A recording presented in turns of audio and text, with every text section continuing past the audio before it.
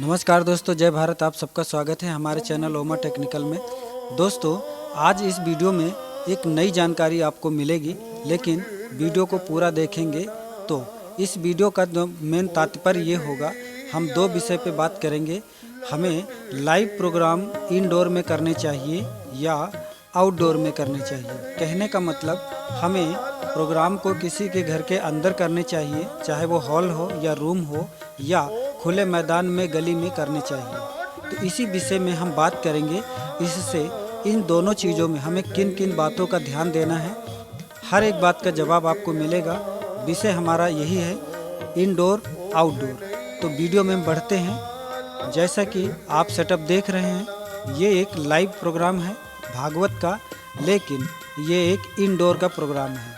Outdoor का भी हम सीक्वेंस आपको दिखाएंगे, एक एक करके हम दिखाएंगे और ये भी बताएंगे साथ में यहाँ पर आपको किन किन चीज़ों का ध्यान रखने की ज़रूरत है, वहाँ पर किन चीज़ों से आपको नुकसान हो सकता है, आपका प्रोग्राम ख़राब हो सकता है।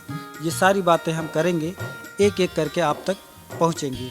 तो बढ़ते हैं हम आगे अपने वीडियो के तरफ। सबसे पहले हम बात कर लेते हैं इंडोर।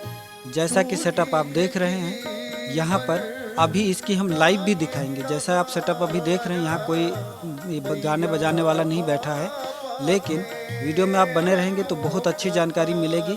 इसको आप दो नज़रिए से देख सकते हैं। हम अपने बिजनेस को कैसे बढ़ा सकते हैं, पहला।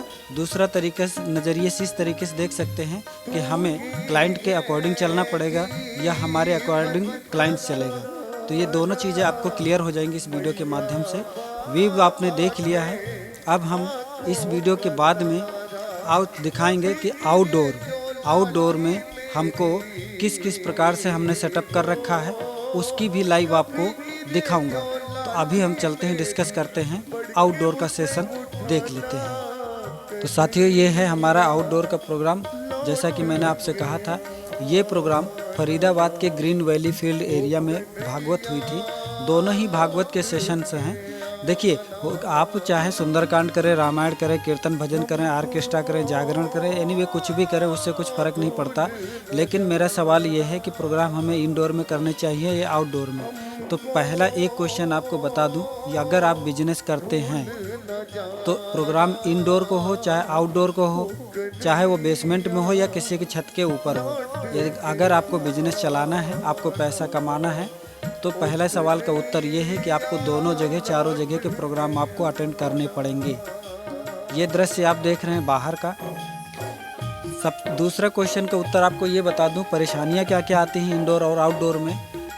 इंडोर में सबसे ज़्यादा बूम की आवाज़ आती है, मीन्स आवाज़ गूंजती है। बेस को कंट्रोल करने की बहुत बड़ा रोल होता है।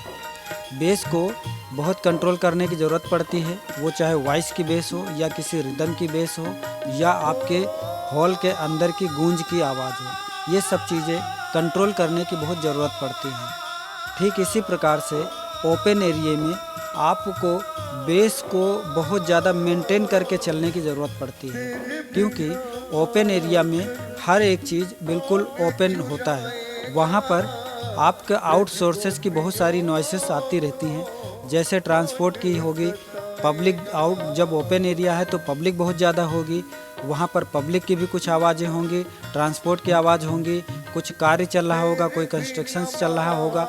इस तरीके की बहुत सारी परेशानियाँ आती हैं। तो इन सारी नॉइसेस को आपको ऑब्जर्व भी करनी, ध्यान में रखते हुए अपने एम्पलीफायर्स को, अपने स्पीकर्स को वहाँ पर मेंटेन करके रखना पड़ेगा। इस आउट फील्ड में आपके स्पीकर की संख्या भी बहुत ज़्यादा करनी पड़ेगी इंडोर की अपेक्षा। अगर एक हॉल में 200 आदमी बैठ सकते हैं, तो वहाँ पर आप 300 वाट के, 200 वाट के दो टॉप आप लगा देंगे, वो चाहे सिंगल हो या डबल के हों, लेकिन एक टॉप 200 वाट 300 वाट का होगा, तो बड़े आराम से इंडोर में आप 2 साउंड में आप प्रोग्राम कर लेंगे। वही प्रोग्राम 200 आदमी की गैदरिंग में आप अगर आउटडोर में करेंगे तो आपको कम से कम 4 स्पीकर की ज़रूरत पड़ेगी। और बेहतर प्रकार से अगर इस तरीके के कल्चर प्रोग्राम आप करते हैं संगीत के, तो आपको 4 स्पीकर आपको फीडबैक के लिए चाहिए, 2 फ्रंट से, 2 स्टेज से सामने की तरफ और 2 चाहिए आपको मॉनिटर। तो चलते हैं, दोनों के आपको लाइव सुना देता हूँ। तो साथियों, ये रहा इनडोर के प्रोग्राम का एक लाइव भागवत, जिसकी क्वालिटी, कितने साउंड लगे हुए हैं, कितने पास पास में लगे हैं, सबकी वॉल्यूम से बहुत कम खुले हुए हैं। क्योंकि बहुत ज़्यादा अगर गूंज आने से, कम खुले हैं का मतलब ऐसा नहीं कि बिल्कुल सिर्फ कान में सुनाई दे रहा है, अच्छे से अपना इंटरटेनमेंट कर रही है पब्लिक, अच्छा सुनाई दे रहा है। लेकिन कहने का मतलब ये है कि बंद कमरों में, बंद हॉल के अंदर की प्रॉब्लम ये होती है कि वहाँ पर आवाज़ गूंजने लगती है, क्योंकि वेंटिलेशन पार्ट्स बहुत कम होते हैं। जब वेंटिलेशन नहीं मिल पाता है बराबर साउंड को, तो साउंड क्या होता है कि आपस में टकराता है, और टकरा के वो रिटर्न वापस आता है। उसके बाद अब ये देख रहे हैं, क्लियरिटी आप देख लीजिए क्या है। उसके बाद अब चलते हैं हम आउटडोर शोज का। ये देखिए आउटडोर में ये भी भागवत चल रही है। यहाँ पर अगर मैं आपको भजन यहाँ चल रहे हैं, आप नृत्य करिए, और बाद में जो कन्यादान करना चाहते सब वो करके जो भी श्रद्धा भाव है महाराज जी को अर्पित कर दिएगा कृष्ण के चरणों में। श्री राधे। सजा दो मेहंदी लगा के मुझे ऐसी सजा दो, मुझे श्याम सुंदर की दुल्हन बना दो, मुझे श्याम सुंदर की दुल्हन बना। दूल्हे सरकार की हरि बोल।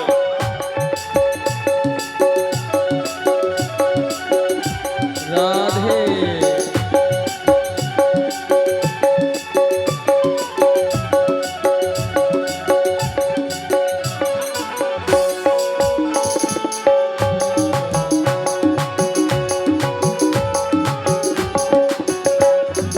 ऐसे पहनो चूड़ी जो कबहू न टूटे, ऐसे पहनो चूड़ी जो कबहू न टूटे। बता दूं तो करीब करीब 10 स्पीकर लगे हुए थे।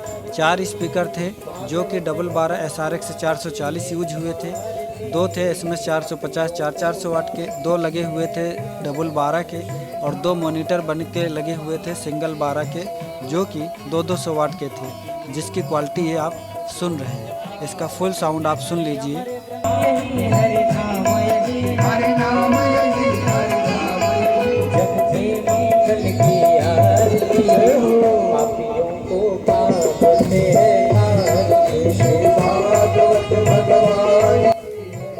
तो साथियों, हमारा सवाल यही था कि हमें इंडोर के कार्यक्रम करने चाहिए या आउटडोर के। इन दोनों का उत्तर आपको मिल गया। दोनों में ही आपको प्रोग्राम, आपको अगर बिजनेस करना है, आपको पैसे कमाने हैं, तो आप प्रोग्राम को, सभी प्रकार के प्रोग्राम को आपको अटेंड करने चाहिए, जो कि रिस्पेक्टफुली हो, वो अटेंड करने चाहिए। चैलेंज आपको हर एक चीज़ में है। देखिए, चैलेंज ही आपके लाइफ को, आपके बिजनेस को चेंज कर सकती है। अगर आपको चैलेंज स्वीकार है तो आपका बिजनेस आगे हमेशा ग्रो करेगा। अगर आपको किसी भी प्रकार के चैलेंज स्वीकार नहीं है तो आपका बिजनेस हम कभी ग्रो नहीं कर सकता इतनी आसानी से।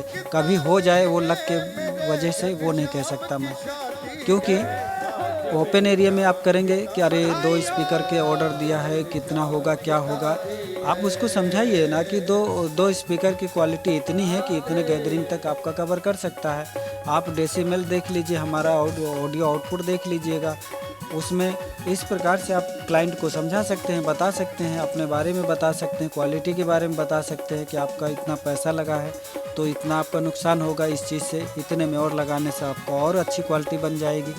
तो ये सारी चीज़ें आपको ऑब्जर्व करनी पड़ेंगी, आपको समझना पड़ेगा, आपको क्लाइंट को समझाना पड़ेगा। आपको बिजनेस करने के लिए हमेशा हर प्रकार के चैलेंज को स्वीकार करना पड़ेगा। प्रोग्राम इनडोर का हो या आउटडोर का हो, आपको अपने इक्विपमेंट की सेफ्टी बहुत ज़रूरी है। जैसे मॉइस्चर से बचाने की बहुत ज़रूरत होती है, इलेक्ट्रिसिटी प्रॉपर वे में आनी चाहिए, उसके लिए आपके पास स्टेबलाइज़र का एक ऑप्शन मिल जाता है, स्टेबलाइज़र यूज़ करना चाहिए। स्टैंड का यूज बराबर करना चाहिए, जो मॉनिटर है मॉनिटर की तरह होने चाहिए, जो फीडबैक स्पीकर्स हैं वो आपके प्रॉपर एक स्टैंड में होने चाहिए और प्रॉपर एक राइट एंगल में होने चाहिए, जिस एंगल में हमें पब्लिक की दिशा की तरफ होने चाहिए।